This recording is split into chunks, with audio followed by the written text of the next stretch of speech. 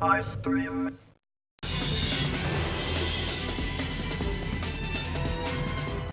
ప్రజలు ఎంతో ఉత్కంఠగా ఎదురు చూసిన అయోధ్య తీర్పు వెలువడింది. వివాదాస్పద స్థలాన్ని 3 భాగాలుగా విభజిస్తూ అలహాబాద్ హైకోర్టు లక్నో బెంచ్ తీర్పునిచ్చింది. రామ్లాలా సున్నీ వక్ఫ్ బోర్డు నిర్మోహి అఖారాలకు స్థలం చెందుతుందని తీర్పునిచ్చింది. అయితే ఇప్పుడు నిర్మోహి అఖారా అంటే ఏమిటనే సందేహాలు దేశ ప్రజలందరిలో కలుగుతున్నాయి. నిన్నటిదాకా ఎవరికీ అంతగా తెలియని అఖారా వివరాలు ఓసారి చూద్దాం.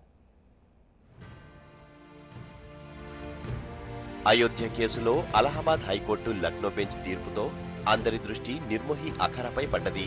ఇప్పటిదాకా ఈ పేరు ఎవరికీ అంతగా తెలియదు. కనీసం చర్చల్లో కూడా ఎక్కడా ఆ పేరు వినపడలేదు.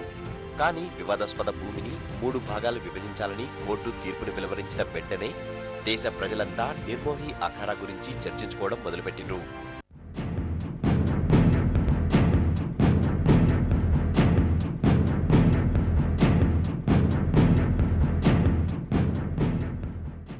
నిర్మోహి అఖారా అనేది అయోధ్యలో స్థాపించిన ఒక హిందూ ధార్మిక సంస్థ.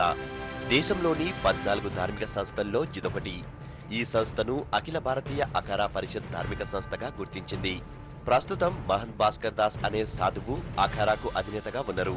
నిర్మోహి అఖారాకు అయోధ్య స్థలానికి మధ్య ఉన్న వివాదం ఈనాటిది కాదు. రామజన్మ భూమిలో ఉన్న విగ్రహాలను పూజించే హక్కులతో పాటు ఆలయ బాధ్యతల్ని కూడా తమకే అప్పగించాలని 1959వ సంవత్సరం డిసెంబర్ 17న నిర్మోహి అఖారా కోర్టులో కేసు దాఖలు చేసింది.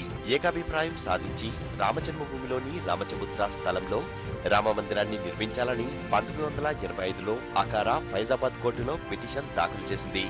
నిర్మోహి అఖారా వేసిన పిటిషన్ను ఫైజాబాద్ సబ్ జడ్జి తిరస్కరించారు. రామచబుత్ర స్థలం బాబ్రీ మసీదుకు దగ్గరగా ఉండటంతో అక్కడ రామమందిరం నిర్మిస్తే శాంతి భద్రతలకు భంగం కలుగుతుందన్నారు. అయినా నిర్మోహి అఖారా తన పట్టును వీడలేదు. 1989లో మరోసారి క్లెయిమ్ చేసింది. ఉత్తరప్రదేశ్ ప్రభుత్వానికి వ్యతిరేకంగా కోర్టులో పిటిషన్ దాఖలు చేసింది. చివరకు నిర్మోహి అఖారా రాజీలేని పోరాటం ఫలించింది. సెప్టెంబర్ 30, 2010లో 3 జడ్జిలతో కూడిన లక్నో బెంచ్ వివాదాస్పద స్థలాన్ని 3 భాగాలుగా విభజిస్తూ చారిత్రాత్మకమైన తీర్పునిచ్చింది. నిర్మోహికి 3వ వంతు భూమిని కేటాయిస్తూ తీర్పునిచ్చింది.